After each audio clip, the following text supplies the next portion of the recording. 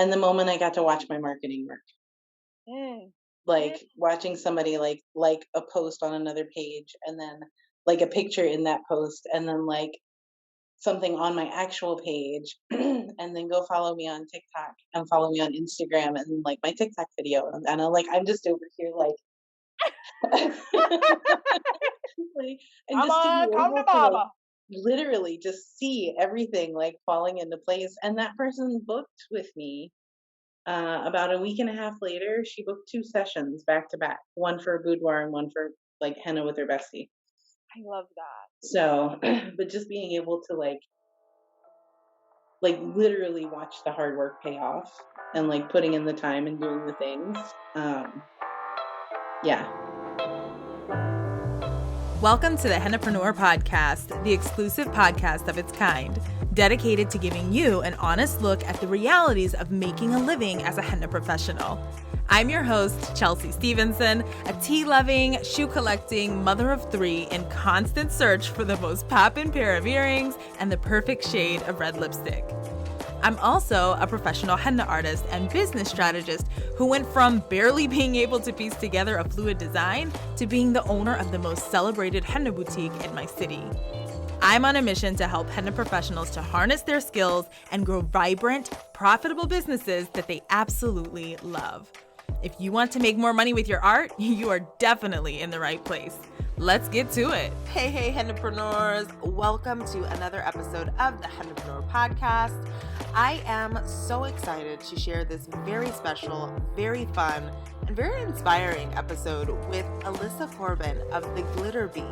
Now, if you don't know Alyssa, she is one of our favorite people over at Hennapreneur. You can always tap in and see her inside of the Hennapreneur community over on Facebook.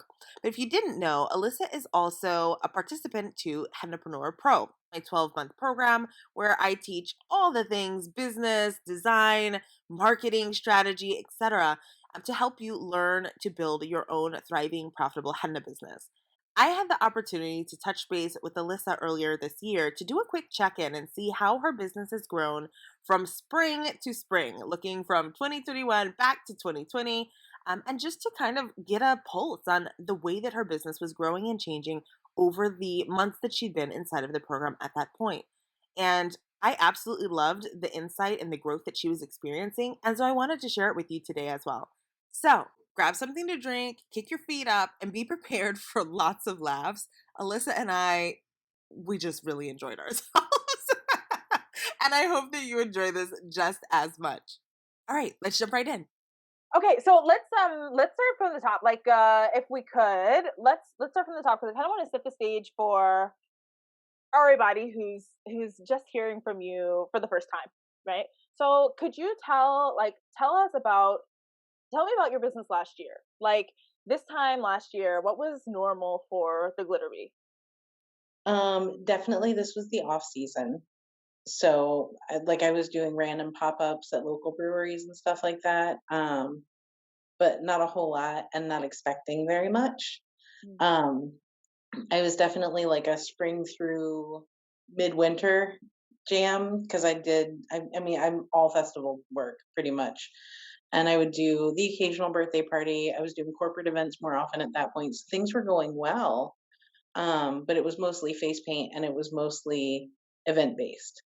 Yeah. And so this time last year I was sitting like twiddling my thumbs, not realizing that the bottom was about to drop out like everybody else. Oh, see, and that's like the worst. Okay, that's like the worst thing because like it really was. I feel like this time last year, even for me, it's like okay, festival season is about to come up, like all of the applications and whatnot we're in, and at that point, you're just kind of waiting to finalize the calendar. Yeah, and I was booked for stuff through October Mm-hmm. at this point last year. So like I was ready. Like I knew it was going to be like my year. Yeah. So So like okay, because obviously like we're looking back over 2020 and so around this time or within the next like 2 weeks from now you would mhm. have heard from the world saying by the way we're going to close for 14 days to flatten the curve. Yeah. COVID. It's like we're now about to celebrate the 1-year anniversary of that Yeah. announcement. So for you, like keeping that in mind, like with having the background of like COVID and everything that was happening, just all of the disruptions that we had in our industry, worldwide. Um, Mhm. what was your headspace around your business when you started to look forward into like the remainder of the year? Like what was your thought process at that point? Well, my first, I immediately like tried to pivot into retail sales because I knew I had things, and like I'm an artist in other ways. Like I paint just random, like I do magnets and I do stuff out of felt, and I make glitter and so all these other things. So I just leaned real hard in those directions. And started doing like birthday boxes for kids who couldn't have birthday parties because COVID, because I just felt so sad for them. And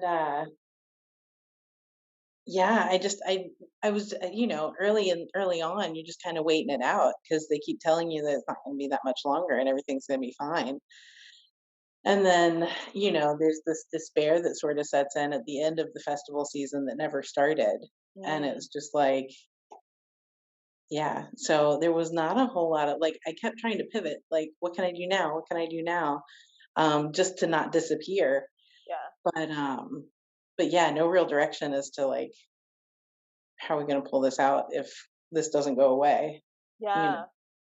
yeah. I think that was the unknown of it. Like obviously none of us have been through a pandemic before. So so it was kind of like I feel like it was challenging for everyone to at that point make it like look down the barrel of this very very unknown gun Yeah. and make a decision on whether or not you were going to stick around or not. And I love though like hearing from you that you were open to pivoting from the jump because I feel like a lot of people instead were just like, "Oh, the world's closing. I'm just going to close too and wait it Yeah. out." And I was like, "That's so what we're not going to do." Like Right. that's what we're not gonna do.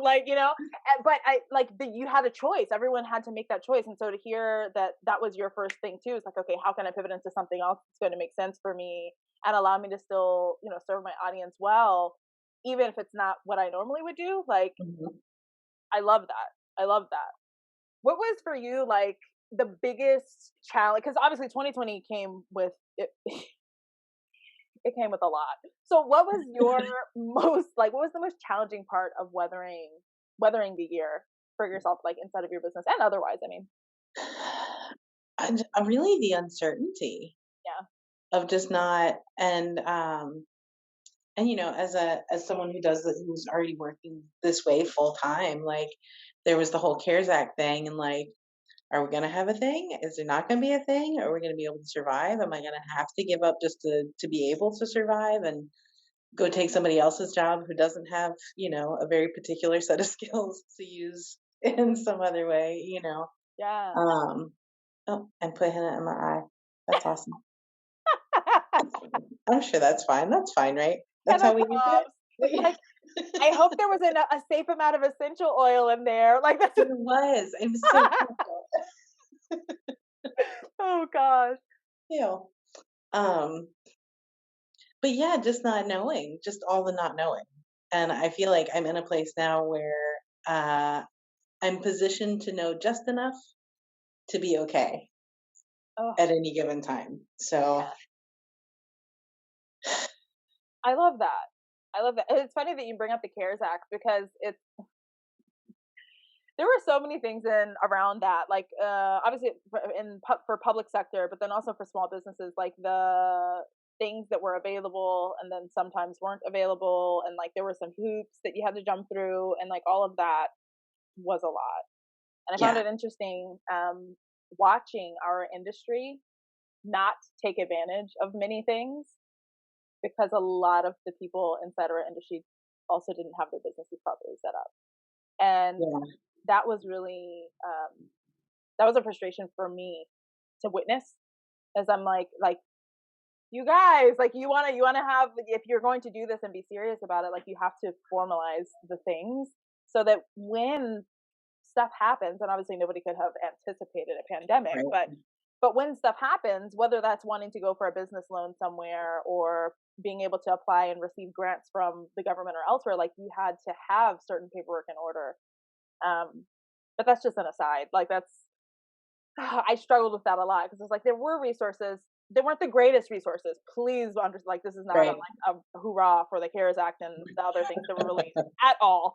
But like there was something, and I think it was really hard for a lot of Hennapreneurs and other businesses who in the creative industries that weren't able to really take advantage of them just on that strength alone. So I think Yeah.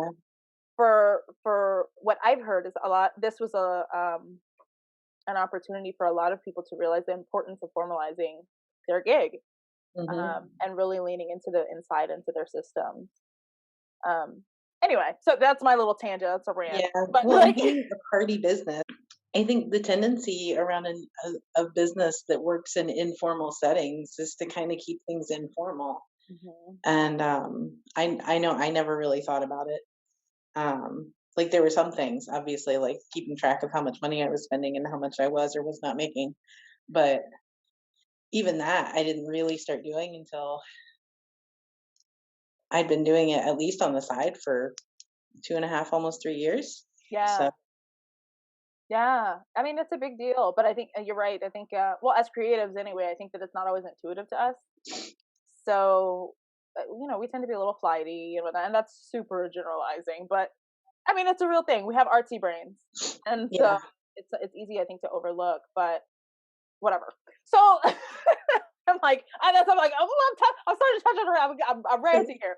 But yeah, but I just it was hard. It was hard to witness because it was like, oh my gosh, there were things that were available, and not everyone was able to take advantage of them, just because of that. And the CARES Act and all of that is just that's a whole other thing. But so tell me about you because obviously, despite the obvious obstacles that we had inside of our industry, you still chose to invest in working with Hennapreneur. And I'd love to know, like, why, especially given the fact that there was all of this uncertainty. Like, what was it about Hennapreneur Pro that made you go, like, yeah, that's the obvious next step for me. That's where I need to be.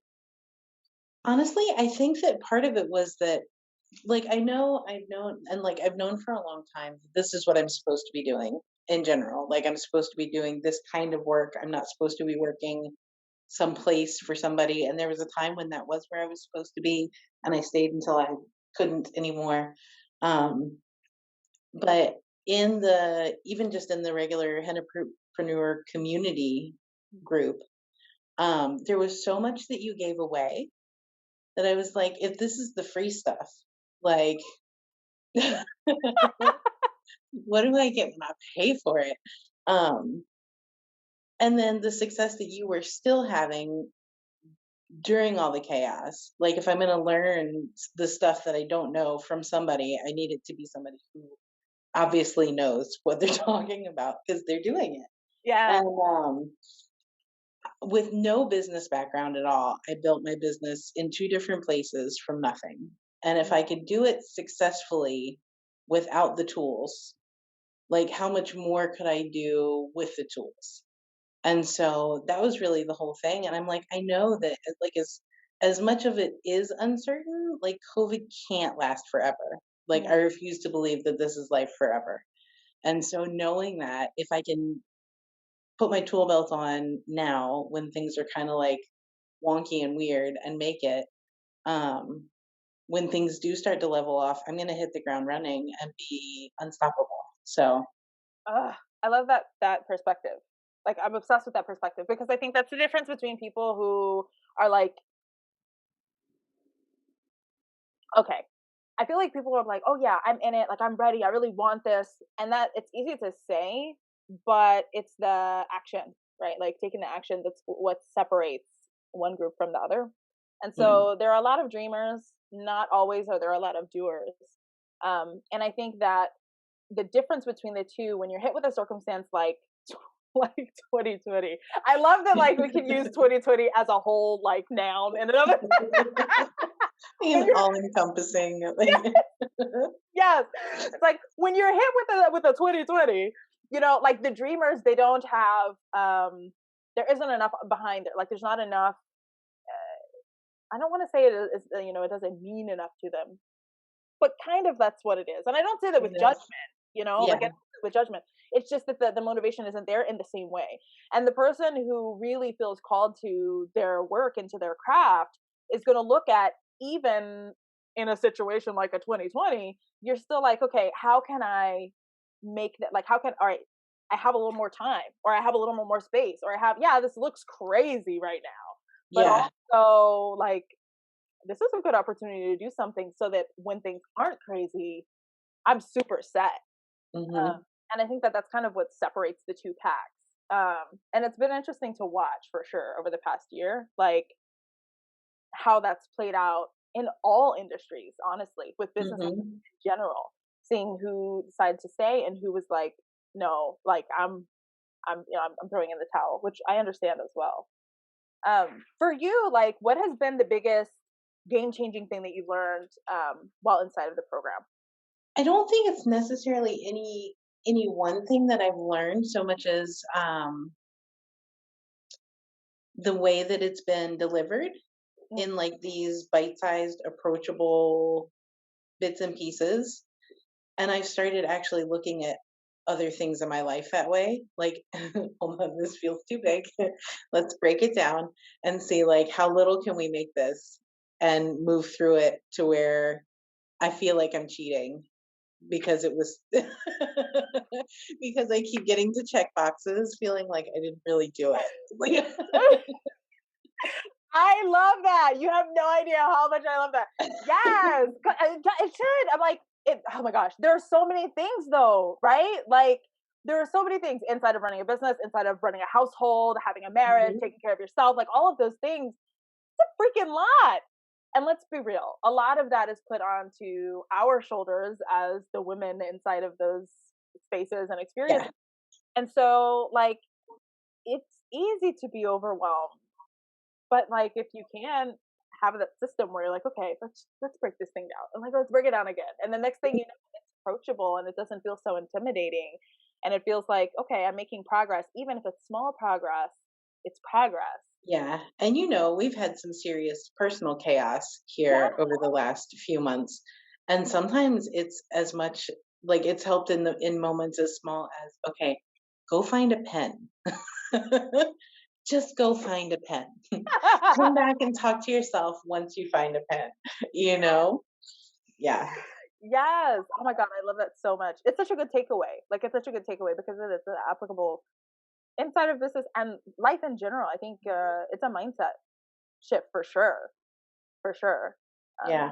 And it opens you up, I think, to more capacity. Like when you are standing next to a massive, when you're standing next to a big ass pile, like you feel really incapable. But Hmm. when you can approach things and it's like, oh yeah, I can do that. I can manage Yeah. that. Then it's so much easier. Next thing you know, you look down and it's like, I've scaled this mountain and I didn't even realize it. Yeah. Well, and there are some lessons too, like in some of the modules within the accelerator that I have I can see myself dragging my feet because it's the one that makes me nervous. I'm like, that sounds like it's going to be about, and I really don't want to have to try and do that because it's going to be super hard. It's going to be so dumb. And then I get in there and I'm like, okay, this is stupid easy. Like, like you explained it in such a way where I feel so silly for having waited like however long I waited on that particular time to Oh go my in and god. just do something. And sometimes it's not even what I thought it was. And I'm like, this is the part I actually like doing. Oh my god. I love it. That's hilarious. You're like, Uh, oh gosh, no, no. But yeah. then, oh, okay. Oh, all right. I'm super capable. I got this. Yes. Hair flip. The hair flip. No problem. I got this. Oh my god. I love it. I love it. So tell me, because I talk a lot about the importance of treating our businesses holistically, and like you can't attack just business. You have to approach the life component as well, which is like that's part of why we have coaching and such, inside of the program. And furthering that, adding to that, when putting together things inside of Hennapreneur, I always ask myself, is what I'm creating going to empower the person who's on the other side of the screen? Like that's and sometimes that looks this, sometimes that's personal empowerment, sometimes that's financial empowerment, sometimes that's like the way that looks, whatever that the outcome is may vary, but I always ask, is this content going to be empowering for them? And if it is, great, I'll keep going with it. And if it's not, that's like when I know that this is not one of my greatest ideas and I toss it. And so for you, I'd love to hear like what has been the most empowering thing that you've experienced since working inside of the program. And this could be in any way. The most empowering thing was the website build, for sure. Wow, tell me about that. Yeah, tell me about that. Well, the fact that the template is laid out in such a way that you walk through the entire process of changing absolutely everything at least once. So then when you want to change it to what you want, like you already know exactly where to find it and exactly how to do that thing. And it made it easy enough that like I have this big beautiful website and people actually comment on it. Like they're like, I love your website. Did you do this? I'm like, yeah. I You right? totally built that. Oh my And like God. I almost feel like I have to tell people like, well, there is a template. There's a little walkthrough, but I put it all together. Like And I'm like, no, accept your flowers. Yes, I did. Yeah. yes, I did. I'm so fancy. Please don't ask me to do one for you because no. Oh my God. But like also like that kind of permission to be a badass without needing permission to be a badass. Yeah. Like that's also been a big thing for me. Like that's really cool. And I did raise my prices. Ooh, I'm loving it. I'm loving it. I'm loving it. When you say permission to be a badass, like what does that mean for you? Tell me more about that. Just being able to feeling like I have a seat at the table. You know what I mean? And not necessarily like even just like the henna community table, but like so I started doing a city over, they have the creative community fund where they help small businesses. And I think a lot of it is like back end business classes, similar to what's in the accelerator, but less henna centric, obviously. Um, and it's a really cool group. And they've started doing like 2 Wednesdays a month, they do an entrepreneur coffee hour via Zoom. And so I've done the last two. And it's been really cool. And I'm meeting people within the, local entrepreneurial community who do things like we could benefit from each other and stuff.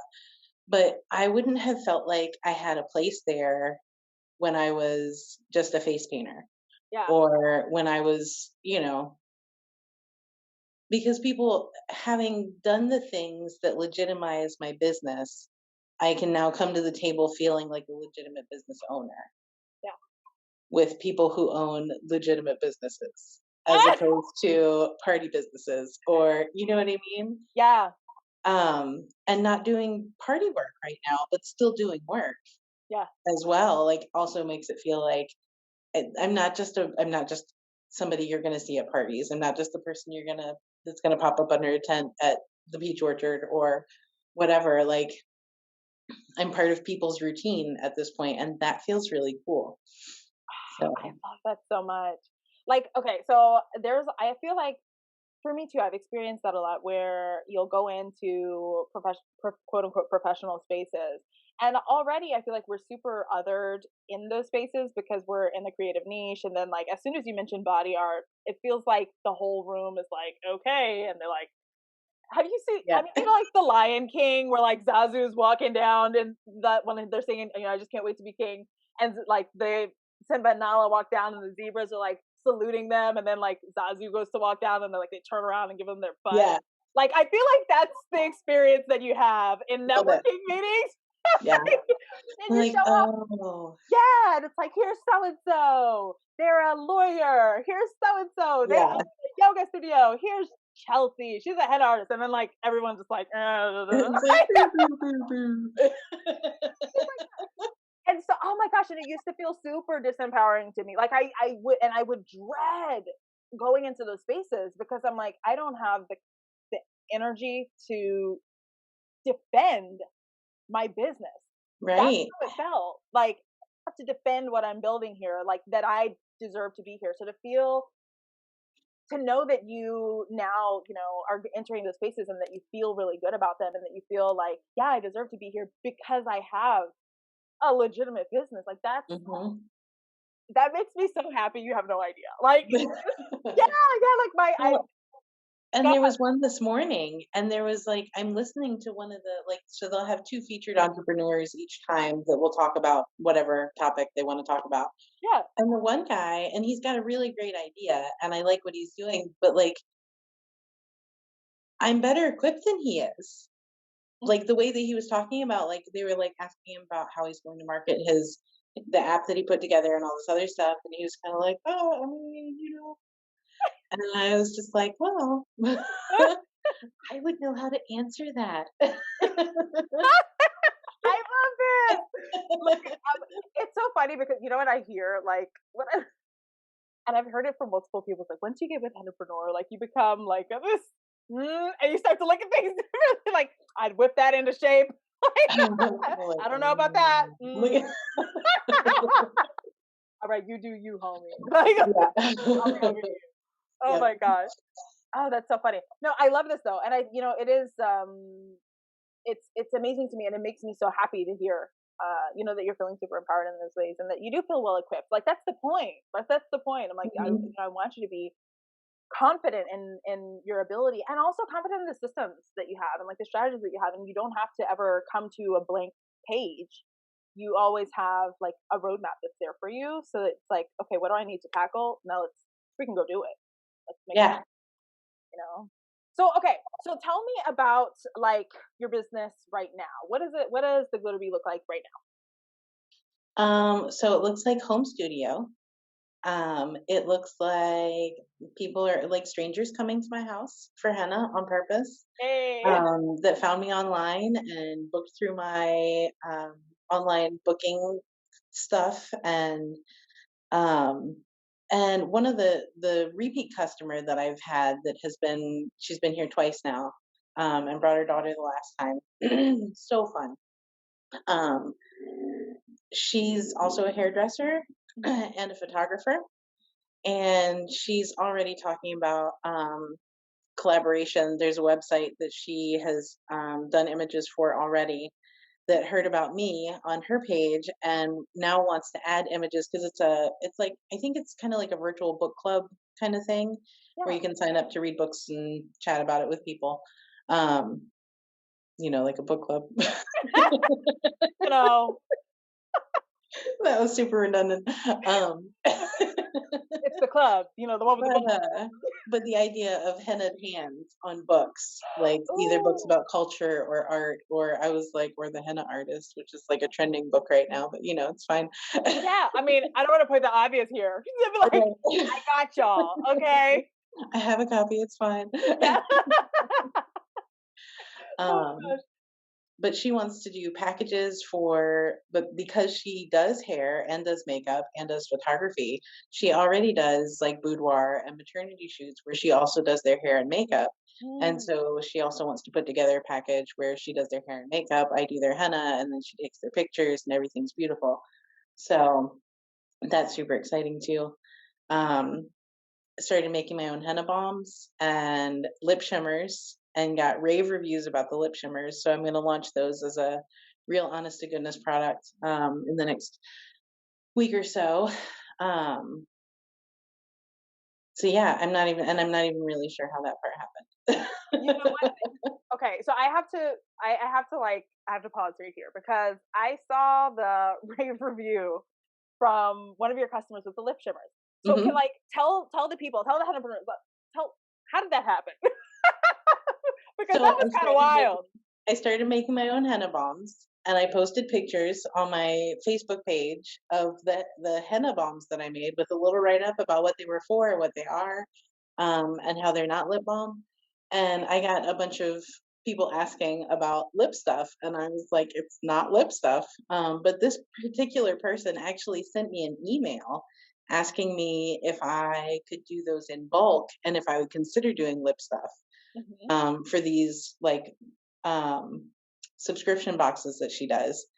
And I was like, well, I mean, the recipe is pretty close to lip stuff, so I guess I could. And so I did a couple of test batches just to see. And once I got the consistency I wanted, I packed them up, and she bought 20 of them, and then posted a video about how awesome they were. And They're This, super fun.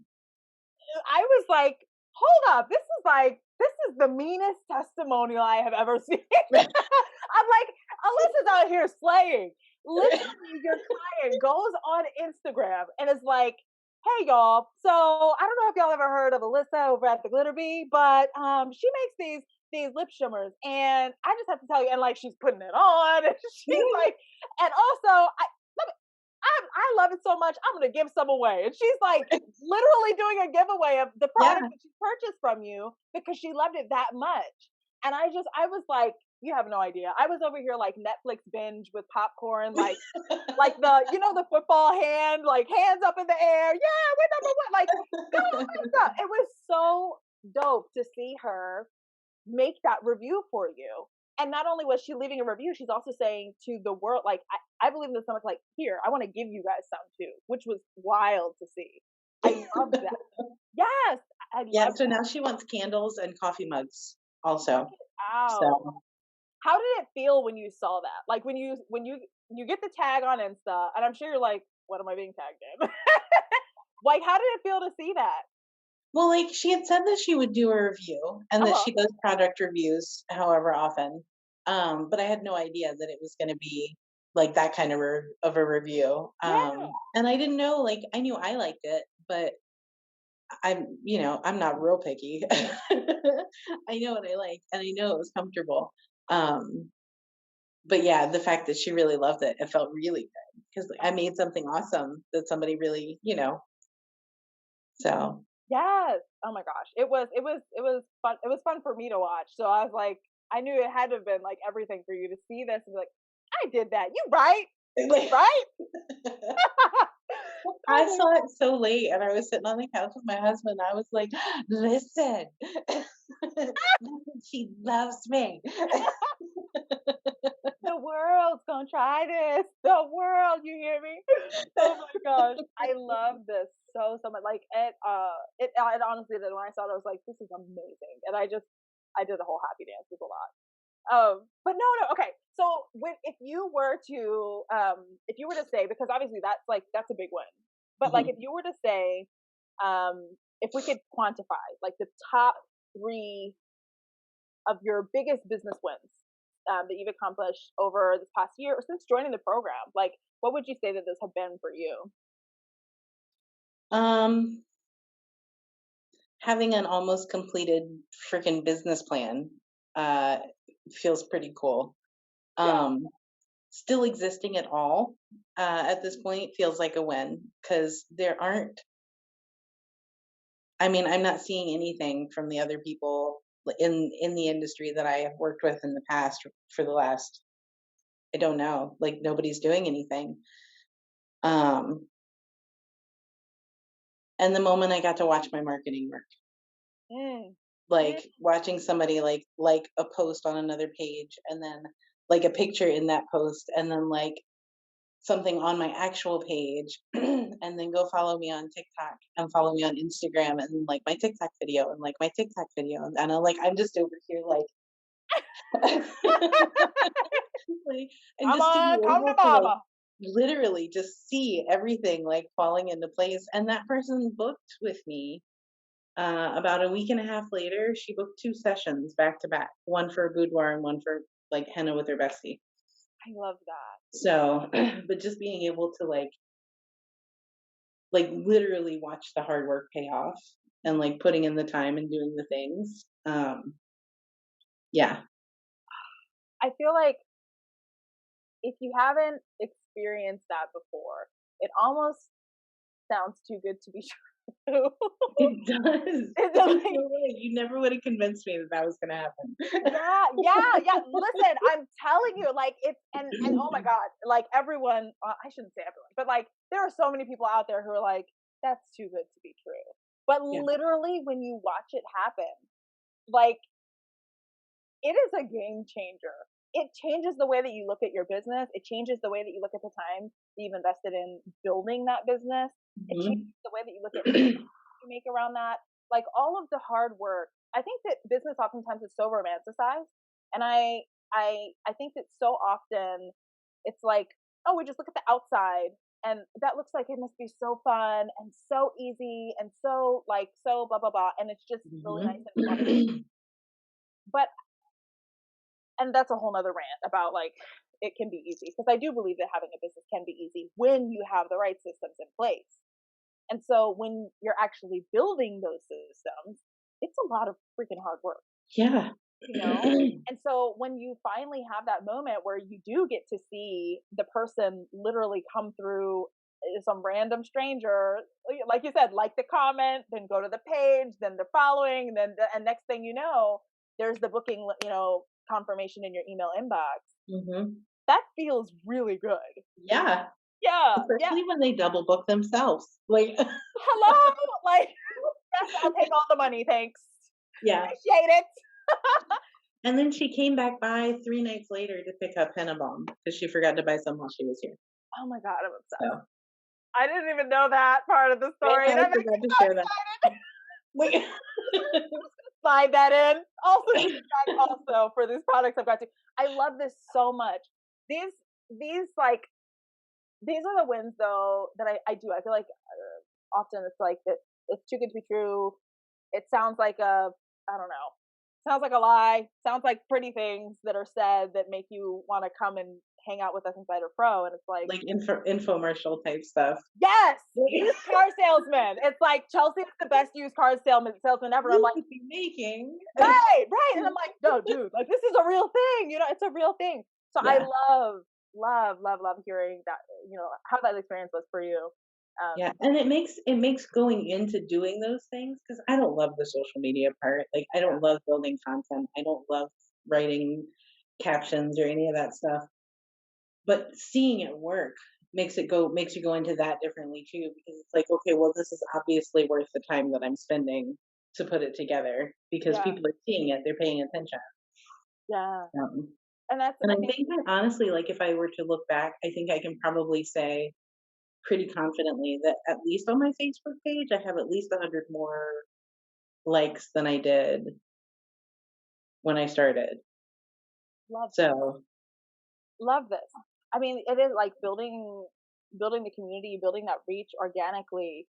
When you learned, and this was the thing that, obviously inside of the program, I don't teach Facebook ads, like, because that's a whole different skill set. But when you get to a place inside of your business where you're ready to start to run those ads, um, having solid organic marketing practices in place is the easiest way to have ad campaigns running later that are super efficient and effective at getting you bookings, but without breaking the bank. And so I feel like a lot of times people come in and they're like, well, I want to do the marketing. Wouldn't it be easier for me just to pay? And I'm like, no, you need to know how to build that audience and to connect with your clients and connect with your market. And once you've got that consistently and you see that sales are coming from that and you're able to communicate with them properly, then you can go on and, expand into other things. And what I'm hearing from you is like, obviously, when you're doing that marketing work, at first it can feel like almost like a waste of time, frankly, when you first start doing it, because it's like I'm speaking into the abyss.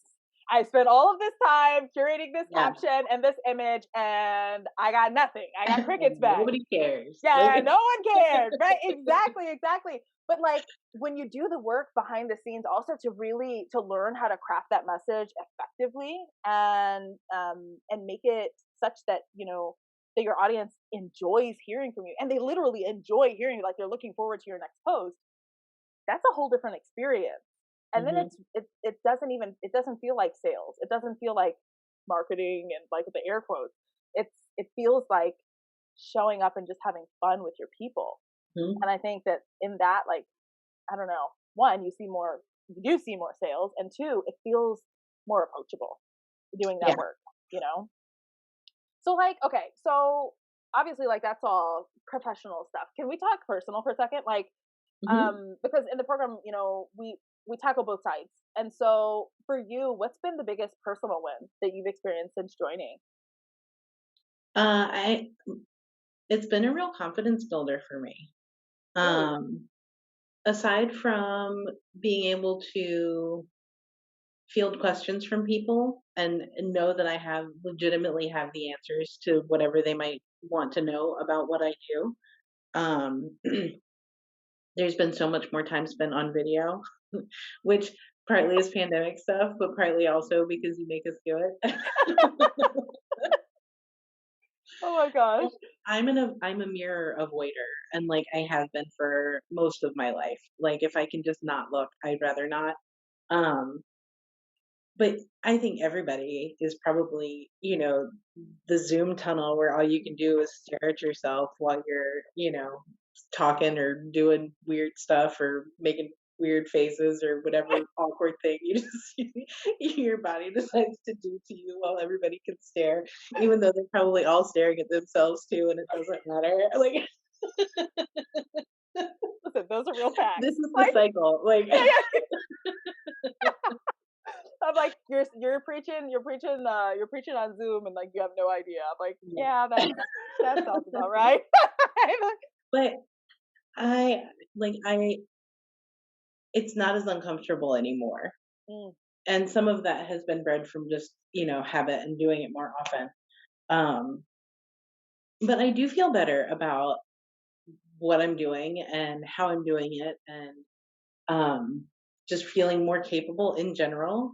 Like if I can be this close to thriving now, like how much greater is it going to be when things whatever. It's just um yeah, like I can do stuff. I Watch me love go. that. I Like can do I can do big things. I can do hard yeah. things. I can do all the things. Hell, let's do it. Like I'm so here for that. Oh my god, that makes me so happy. Yes, yes, yes. So like if you kind of like looking back, 2020 you, with 2020 you at this time last year or prior to coming into the program, whatever, would 2020 you have believed that any of this would be happening right now? Like, could 2020 you um have forecasted where you are today? forecasted no. Like 100% not. Um believed it maybe. It would have been like okay, but like could have like I could maybe buy that. Like before. Like it could I could she could do that. Um but yeah, never would have forecasted, no. Oh, And even just a couple of months ago to see where I am at this point, because like I said, things, just before, like really since just before Thanksgiving, like it's been chaos until just a few weeks ago. mhm. Um, and so even then, just being able to see this far was almost impossible, much less um, see this far and see this much light at the end of said tunnel. Yeah. So Oh, I yeah, love that. Honestly, thanks. like it's so funny because like inside of I pay attention, and I'm the ultimate stalker. Because it's so bad. Like in some ways it's so bad, but I'm like, but it also is so good because I pay attention and I pay attention to who's doing what inside of the program, because when you show up for you, then I feel that much more invested in showing up for you as well, right? And so like I remember pre-Thanksgiving when things were really rough, right? Like you guys had so much going on, like inside the house and your husband's surgery and like all of the things. Like it was a lot, Yeah, and I I remember feeling so proud and happy and inspired, honestly, by you, because like you were still there on every single co-working call. Like there's not been a call that you missed. Like you were still there doing the thing, and I'm like, I could see it from my like even on as a third party. I'm like, things are rough. She is juggling a lot. And still she's showing up and she's very dedicated to her business, and still she's showing up and she's doing the work, and like I can see her progressing through the modules on the back end, and like I'm a total stalker. um but like yeah, but when you see that, it's like that's in you gained a lot of my respect. Like not to say I didn't respect you before because I loved you before, but you gained my respect in a new way seeing that too. Because I think going back to that whole like romantic sentiments that we have around business ownership, like once you start to get into it, it can be a lot, and especially when you have other things going on, like it's so easy to just be like, I don't feel like posting on Instagram today, so I'm just gonna not. I don't feel like, doing the coursework. I don't feel like getting on this coaching call, and be like, I don't feel like doing it, and just not. And it would be understandable. and still like you've come through swinging. And so there was it was like the gates of the universe just opened up and were like, all right, Alyssa, it's your time, here you go. And next thing you knew, like you had a home studio and like people were booking, and which even that was wild. Do you mind, like, could you share, because obviously I know, but like for the Yeah. who don't know that Well, story, what was that like for you? um, it still feels a little bit shady because I probably am not supposed to. So we're A like, little bit not supposed to. So it feels a little sketchy. So there's an element of adventure. Like, my in-home business that yeah. we may or may not be Um, operating. yeah. So, um, but I had a room that I could use at a spa, and I had not had any clients since like October, and so I was literally just taking up space in their business. And they had asked me, you know, hey, can you come pick this stuff up? And I was like, oh, yeah, okay. Yeah. It was a little disheartening, but I was like, I still need to be able to do the things. And I still wanted to be able to do boudoir sessions for Valentine's Day. And if that means somebody needs to lay flat, like I need a space for that. And so it really started with ordering a massage table for myself. And then I was like, well, I got to put it somewhere. And my workroom is like, I can't bring strangers in there. There's no way they're going to feel like it's a safe space. Like, because I do other art, so Yeah. that's where the magic happens, and it's pretty freaking magical in there, but not in a fun like strangers in their way. And so I looked at my husband at one point because we had a queen size bed in the guest room that was like a full size, like a full queen size bed with box spring and the whole nine, and so um not cool for bringing people and just being like, here, lay down, take off some of your things, and I'm gonna draw pictures on you. It's totally legit. Like, I Oh swear, my I'm a gosh. professional. Yeah. So I couldn't be that girl. So I got a massage table and told my husband that I maybe needed to turn the guest room into a studio. And there's this really nice lady whose mom needs a bed on this Buy Nothing page on Facebook, and can we just give it to her? Because she had a stroke or something, and so it's really we're doing a nice thing for somebody else. And he already knew it was coming. Apparently, like it's fine, just do it. And so guest room became a home studio, and within a week of having it put together, I think I had my first appointment, and Yeah. it was a stranger. Like it was somebody that I did not know, Yeah. who had seen my work on somebody that they knew, and she booked an appointment. And turns out that in this little podunk town, there's at least one person who used to live in England and used to go to Kuwait to visit family and Bahrain to visit family, and so grew up getting henna regularly as a kid. And she's the one that brought her daughter the other day so that her daughter could have her first henna experience because it was so special to her when she was a kid. So just super cool. That is super Um, cool. but I love yeah, the and it's just story been there. Oh, just yes. Yes. I mean, it was. I feel like you opened the doors, and then, and it wasn't even that you'd open the doors. Like literally, I think you were still putting finishing touches in on the space, and oh you're yeah, like, I'm you still putting guys. finishing touches on. Yeah, it's still not really done. It's Oh my mostly gosh. done, but I'm still tie dyeing. Like, I love it so much. Like, oh my gosh. It it's wild, I think. Sometimes when we open ourselves up to possibility, like just being open to possibility. And it's like here, the possibility just kind of lands in your lap. And the possibility just kind of, I can't say lands in your lap because there was a lot of work that obviously went into sure, getting here. But once you get to a place where you're like, okay, one, yes, I'm doing this. And I like success is not an option. It's what I'm doing. I am successful in this doing. And just being open to receiving that. Then it was like literally, it was like 3 days in a row that you were like, I got a booking and another booking and another booking. somebody wants to buy lip balm and I don't even make it yet. Like, Yeah. Yes. It was phenomenal to watch, like to watch happen with you. And so that was another, I'm like, But you know what else is so super dumb about it is that it also happened, the timing of it lined up exactly when I finally started being very intentional and very specific about like praying for my business. And Mm. whether you're like, regardless of where you lie faith wise, like if you're a praying person or if you're a meditation person or if you call it like, you know, um, intention or whatever, like that focused, very specific, like the fact that like almost as soon as I started doing that, and I was just kind of like, how long ago would this have worked? Like, Hey, big guy upstairs. yeah, and like, I'm just can I saying. give slap myself? Like, Oh my gosh. Look, I love that. I know I have to say I love that because you're right. I think it comes down to that being intentional. That being intentional and you're like, okay, whether it, I mean, like you said, whether for those that are listening, I mean, whether you're a praying person, meditation, like manifesting, whatever, it's faith, whatever, like it's all the same.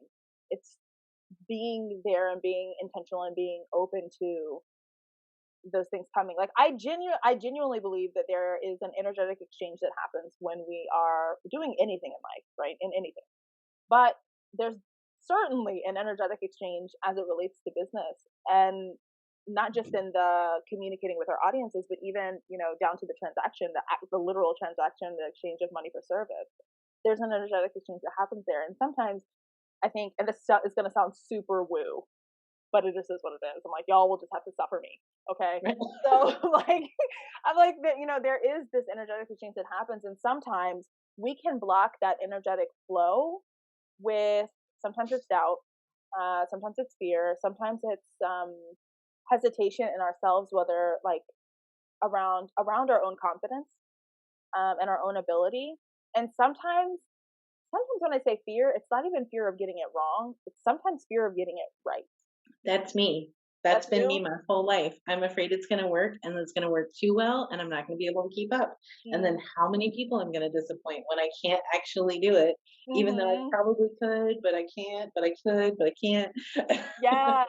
I see, and I relate to that a lot. Like that's for me too. It's so funny the other day when we were on a coaching call and you were like, I like I'm having all these successes. What are the odds that it's a fluke? What if it's a fluke?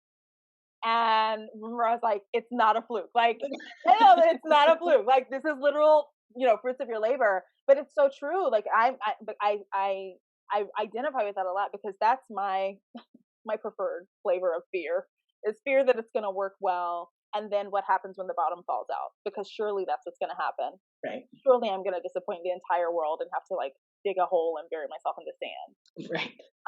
And that's, you know, so sometimes that's enough to kind of keep us from our things. But then when you make that intention around, okay, I'm ready for this. Let's do it. Sometimes just that last flip of, it's almost like a flip of a switch, and it's like, all right, let's do it then. Now that I love like that you shared that. So I have a follow up question, and then I'll get out of your face. But like now I'm like, oh, I want to know.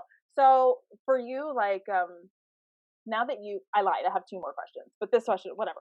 So it is what it is. Look, so when you having that having that perspective also, that like fear of it working. Mhm. Now you've kind of pushed through that. Things are working. Your business is growing. Do you still feel like now? Do you still feel like, ooh, maybe the bottom is going to fall out, or do you feel capable and confident with like the systems and frameworks that you have in place now to be able to sustain that? Um, so I have total confidence in the systems still. Yeah. I understood that. But still mildly terrified. And every time I have somebody coming that hasn't been here before, I'm like, oh, this is gonna be the one that doesn't like what I do, or oh, this is gonna be the one that like doesn't like what I do, or like I'm not gonna like what I do, and they're gonna know that I didn't like it, and it's gonna be like this whole thing. And yeah, Has that happened? not yet, but it's still so new, Chelsea. I'm like, it's not gonna happen. We're still waiting.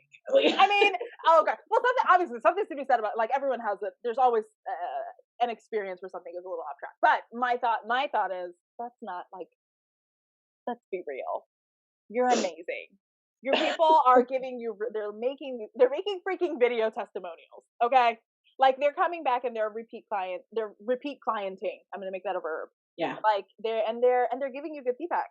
They're giving you good feedback on social. They're giving you good feedback, as you're requesting them, to share their experience about their experience. And that says a ton. I don't know. I'm just so happy for you. Well, and finding out that the one lady came from an hour away. Oh yeah. Yeah. That That was was really huge. big for me. Yeah. And she came back because remember her, like there was a paste issue and it didn't stay on because it was on her hip. Yeah. But we taped it. She got a beautiful stain the second time, and the one on her hand came out beautifully, and she loved it. And so, Oh my God. Well, hello. Like, cause you're taking excellent care of your customers. Like you're taking excellent care of your clients, and it shows. I think that's like, it shows when people are invested and they really want to serve, and it builds trust with your audience. And so, like, even a case like that where it wasn't ideal, right? Like it wasn't necessarily complaint, but like there was an imperfection in what happened and the exchange that was had. And then you had still someone who was like thrilled to come back and like been thrilled to receive, not even that, but receive additional services from you there. Like pretty amazing. And to drive that distance, that link to come and make it happen. Like that speaks to all the value that you're providing your community. And I love it. Okay. and I'm So pretty sure I'll see her again. Pretty sure. I'm positive you're going to see her again. Because she was like, so I didn't bring any extra cash this time because I just didn't think to do that, but I'm going to remember. And like all but left me with one of these. I think that you will for sure. Like that exchange was such a beautiful exchange, and honestly, it was a beautiful exchange in so many different ways. Like from the front end and her coming and booking and whatnot, her being the stranger, and like all of that's wonderful and phenomenal for you. As you're getting this thing up and off of the ground, but also I think that there's a lot of beauty and opportunity in mending things with clients if something does go off. And so for there to be like this minor derail, and literally it was a minor derail, but you approached it with such grace that I think that it was like a no-brainer for her to have continued trust in you. So like I feel like she's gonna be back. I feel like she's gonna be back. I'm just saying. I'd put money on it, like because I mean, just think about today. In today's world, a lot of businesses won't go out of their way to even respond to a customer service email, let alone to really care. You know what I mean? Yeah. So anyway, okay. So I'm going to keep to my word. I got one more question for you. What is your next big win on the 2021 horizon? Like where or how do you hope to see your business grow from here, from what you've established thus far? I want to do these collaborations. I'm just feeling really good about the photography collaboration and the and having that door open into more boudoir stuff, more maternity sessions, because I love doing bellies. I love the bellies. It's my favorite. Oh, Yeah, there's just something so special about those. And so I'm hoping that it will open the door to more of those as well. So I love this. Collaboration all the way, dude. Like there's, and especially now being more active inside of your local professional communities and such, like it's amazing. Some of the different business owners that you can just meet and you're like, I maybe before would have never even reached out. And now it's like, here's a list of different ways that we could work together. Let's pick one and go be awesome together and like cross-pollinate our audiences and all of this. Like I love it. I would also like to, and this is like totally outside of the henna part of things, but I really would also like to do another mural. Yeah. I want to do, and I love tiny things. So that's kind of outside my scope, but something that big, like wall size, like you can fit so many tiny things. Oh my gosh. I would be obsessed. Okay, so I went to Puerto Rico recently, and while I was there, there's an Instagram artist, or I shouldn't say Instagram, she's an artist on Instagram who, like, I don't know if the city commissioned her. I believe there's so much street art in Puerto Rico, but there was this like long link of wall around, who knows what was behind the wall. It could have been like one of those, like a tow lot or something. Who knows what it was? Mhm. But there's this massive long wall, and they commissioned her to come out and do wings, like, you know, the wings that you pose in front of for Instagram things. And I just imagine like seeing it, and of course I pose in front of all of them because I had to do Right. Instagram, you know. So I'm like, oh, I'm ridiculous, but but like I could totally see you out there doing it, and I, when I saw it, I was like, this had to have been so fun for her.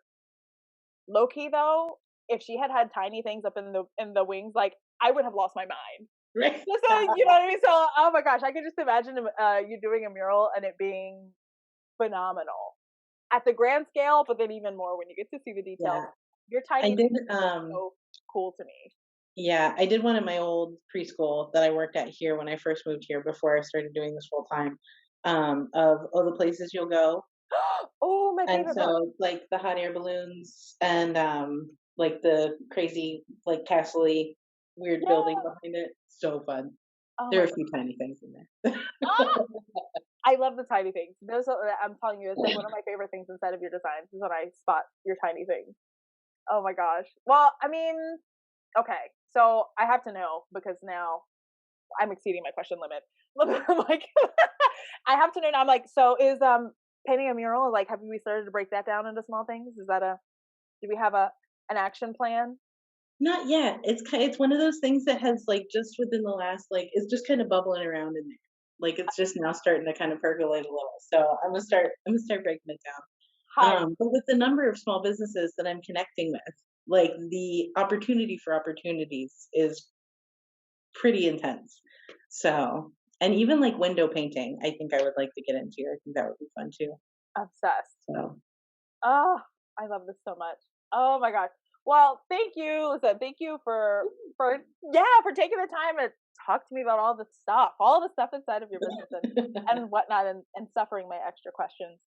Um, you have to tell the Hennapreneurs if they want to follow you, check you out, if they're in your area and want to come get henna done, all of that. Where can they find you online? Instagram is Glitterbee VA, as in Virginia. Oh, yeah.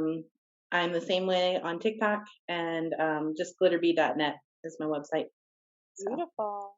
Beautiful.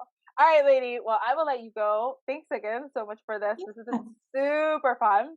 And Absolutely. I'll see you in the inside circle. All right. All right. Bye. I've got a serious question for you. Are you ready to stop playing small with your art and to take your business to the next level? Are you tired of feeling like you're doing it all to grow your business, but you just aren't seeing the results and the success that you're looking for? Perhaps you've got clients here and there, but you know inside that your potential expands far beyond what your business is generating today. You may know that you're a solid artist, but you can't seem to crack the code on the business side of things, and you may find yourself wondering, what gives?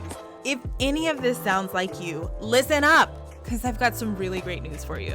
I've got a free on-demand masterclass called 5-Figure Foundations, where I'll teach you my framework for how to build a profitable henna business. During the masterclass, you'll learn how to position your henna business for success, even if you don't have any background in practical business management.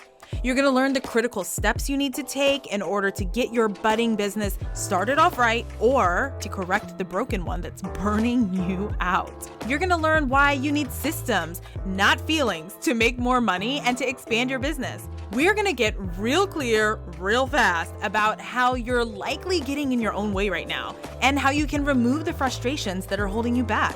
I'm also going to share my tried and true framework for establishing a profitable, sustainable business, and I'm going to tell you all about how my students are continuing to grow their businesses and celebrating some pretty big wins in the process, even through those everyday challenges that you might expect, like juggling work and home life, and even those massive challenges that you might have never seen coming, like navigating a pandemic while being a business owner. At the end of the masterclass, you'll no longer be in the dark. You'll know exactly what to do and what to avoid to build a solid foundation for your own profitable henna business. To register for the masterclass and to watch it instantly on demand, visit hennapreneur.com/foundations.